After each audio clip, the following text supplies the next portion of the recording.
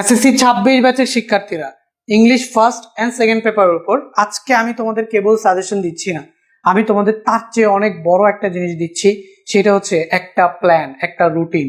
যেই রুটিন অনুযায়ী তুমি আমার এই সাজেশনটা ফলো করলে মাত্র 10 সপ্তাহের মধ্যে, মানে তোমার পরীক্ষার প্রায় 9 দিন আগে তোমার সম্পূর্ণ সিলেবাস অত্যন্ত রিল্যাক্সে এবং সুন্দরভাবে রিভিশন দেওয়া হয়ে যাবে।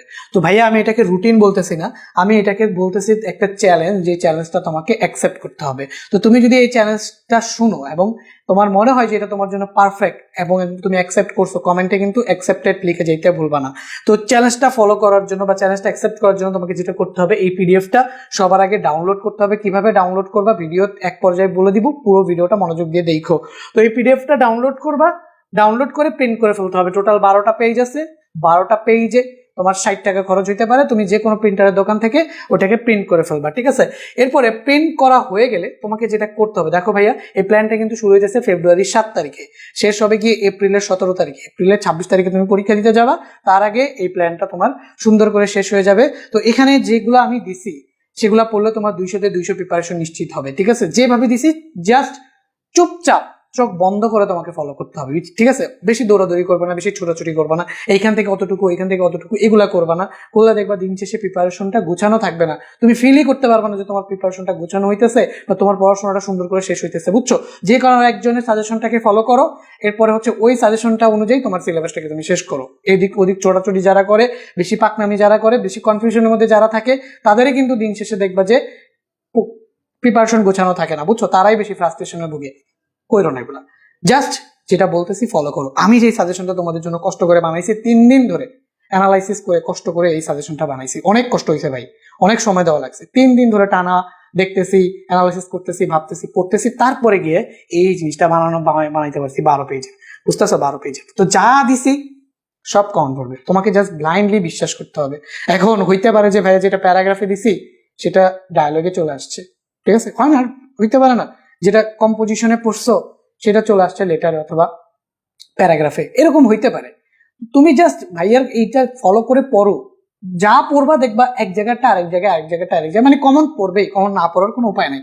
আবার বলতে পারো যে ভাইয়া এই যে গ্রামার পার্ট তো কমন পড়ে না। হ্যাঁ, আমিও মানে গ্রামার পার্ট কমন পড়ে না, বাট ভাইয়া তোমাকে যেভাবে গাইড করবো আর যেভাবে এই চ্যালেঞ্জটা তোমার জন্য রেডি করছি, ওই অনুযায়ী তুমি যদি কমপ্লিট করো, বলে না practice makes a man perfect, তুমি পারফেক্ট হয়ে যাবে, ঠিক আছে? এরপরে দেখবা যে যাই আসুক, কমন পড়ুক আর না পড়ুক, তোমার খাতা চলবে, মানে খাতার মধ্যে কলম চলবে, তোমার মাথার ভিতরে অ্যান্সার চলে আসবে, বুঝছো? তো কিচ্ছু চিন্তা করো না, যেভাবে বলতেছি সেইভাবে জাস্ট প্র্যাকটিস করো। এখন দেখো, পিডিএফটা ডাউনলোড করছো, পিডিএফটা প্রিন্টও করছো, ঠিক আছে? তো এখন তোমার কাজ কি না, উইক শুরু হয়ে যাচ্ছে কবে থেকে? ফেব্রুয়ারি 7, মানে আজকে থেকে শুরু হইতেছে। তুমি নিজের পড়ার টাইম অনুযায়ী, তুমি পড়ার টাইম কতটুকু ধরছো বলো? তুমি হইতে পারে যে ভাই আমি ইংলিশ রেগুলার 2 ঘন্টা পড়ি, 1 ঘন্টা পড়ি, 1.5 ঘন্টা পড়ি, 3 ঘন্টা পড়ি। ডিফারেন্ট পার্সন, ডিফারেন্ট মুখস্থ করার স্ট্র্যাটেজি।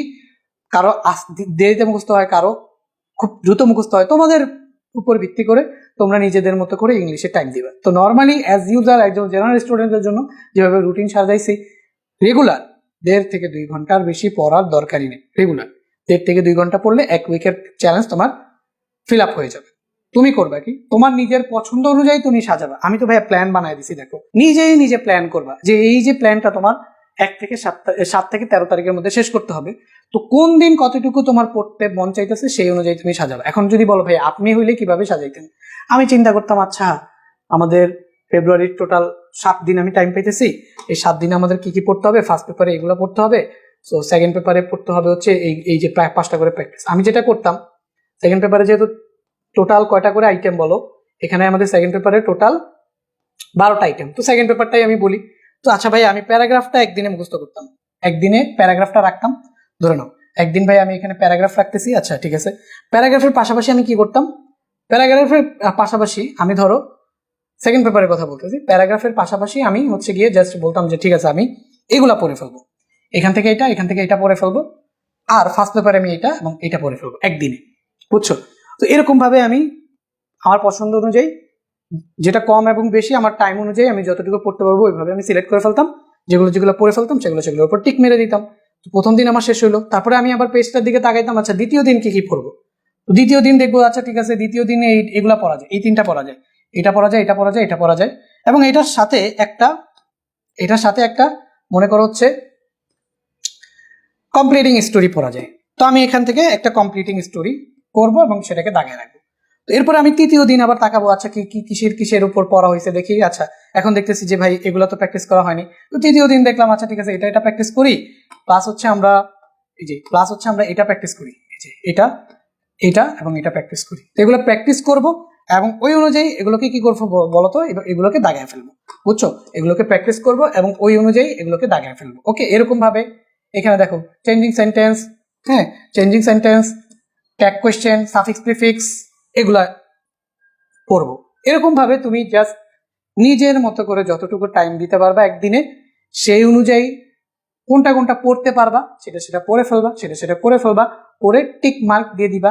অ্যান্ড এই ডেট অনুযায়ী বাকিটুকু শেষ করতে তোমার কতটুকু পড়া লাগবে বা কতটুকু সময় বের করা লাগবে, সেই অনুযায়ী সময় বের করে সবগুলো শেষ করবা আর সবগুলোর উপরে একটা টিক চিহ্ন দিয়ে দিবা।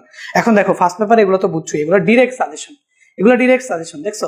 এখন এখানে দেখো ম্যাচিং এর ক্ষেত্রে ভাইয়া 1 to 5 ফ্রম দ্য সাজেশনস। এখন এইখানে তো আসলে এই যে ম্যাচিং বলো, রিঅ্যারেঞ্জ বলো অথবা গ্রামাটিক্যাল পার্ট বলো, এগুলা কি ডিরেক্টলি কোনোদিন কমন পড়ে না, এগুলো ডিরেক্টলি কোনোদিন কমন পড়ে না, কিন্তু প্র্যাকটিসের মাধ্যমে তোমার এগুলা কিন্তু ক্লিয়ার হয়ে যাবে, বুঝছো? তাহলে যাই আসুক তাই তুমি পারবা। তো প্র্যাকটিস কিভাবে করবা দেখবা, প্রত্যেকটা টেস্ট পেপারে, সেটা হোক নবদূত, পাঞ্জেরি অথবা তোমার লেকচার, প্রত্যেকটা টেস্ট পেপারে শুরুর দিকে এই যে এই বইটা আছে না, যেমন আমার সামনে এখানে একটা লেকচারের টেস্ট পেপার আছে, দেখো এই বইটার একদম শুরুর দিকে সাজেশন পার্ট থাকে, সেম ফার্স্ট পেপার এবং সেকেন্ড পেপার। এখানে কিন্তু serial wise, question number wise সব কিছু দেওয়া থাকে। এইখান থেকে তুমি এই যে এইগুলো আমি তোমাকে দাগা দিলাম না, এগুলো তুমি পড়ে ফেলবা, বুঝছো? এই যে দেখো গ্যাপ ফিলিং উইথ ক্লুজ, এগুলো তো জাস্ট প্র্যাকটিস করতে হবে। এখানে তোমার হচ্ছে সাবস্টিটিউশন টেবিল, এই যে এগুলা gap filling with clues, right form of verb, এগুলার গ্রামাটিক্যাল রুলস এর জন্য তুমি যেটা করতে পারো, ইউটিউবে সার্চ দিয়ে জাস্ট লিখলা গ্যাপ ফিলিং উইথ ক্লুজ, একটা ওয়ান শট দেখে নিলা, অতটুকুই তোমার জন্য এনাফ। এরপরে তোমাকে জাস্ট টেস্ট পেপার সলভ করতে হবে প্রত্যেক দিন 1 থেকে 5টা, পরের দিন পরের উইকে এরকম ভাবে দেখো, পরের উইকে তুমি 6 থেকে 10টা, ঠিক আছে? এরপরে 3 নাম্বার উইকে এরপরে থাকতে পারে হচ্ছে এই যে 6 থেকে 10-এর পরে 4 নাম্বার উইকে হচ্ছে 11 থেকে 15টা। এক সপ্তাহের ভিতরে এইভাবে তোমার এই গ্রামাটিক্যাল আইটেমগুলো প্র্যাকটিস করতে হবে, এন্ড প্র্যাকটিস করে করে এক একটা করে টিক মার্ক দিতে হবে। তাহলে তুমি নিজেই বুঝবা যে তোমার প্রিপারেশন কিরকম আগাইতেছে, হ্যাঁ, আর প্র্যাকটিস গুলো কিরকম ভাবে হইতেছে।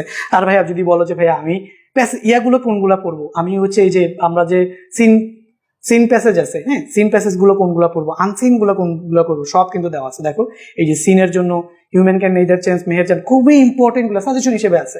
এই যে দেখো আনসিন প্যাসেজের জন্য শেরে বাংলা দিছি, তারপরে স্টিফেন হকিং দিছি, এক উইকে 2টা জাস্ট দিছি। করতে পারবা না বলো তো? এরকম ভাবে তুমি যদি উইক 2-তে যাও, এই যে ফেব্রুয়ারি 14 থেকে ফেব্রুয়ারি 20-এর মধ্যে উইক 2 তোমার শেষ করতে হবে। এখানে আমি সিন প্যাসেজে দিছি প্রীতিলতা, হ্যাঁ একটাই দিছি জাস্ট। আর এখানে দেখো 2টা দিছি, the great man were born in different places of this, তারপরে আবু সাইদ দিছি, মোহাম্মদ ইউনিস দিছি, 3টা দিছি এখানে। তারপরে আবার এখানে দেখো এই যে তোমার অ্যান্সারিং কোয়েশ্চেন, যেটা ইংলিশ ফ্রম পোয়েম, যেমন এখানে বুকস দিছি।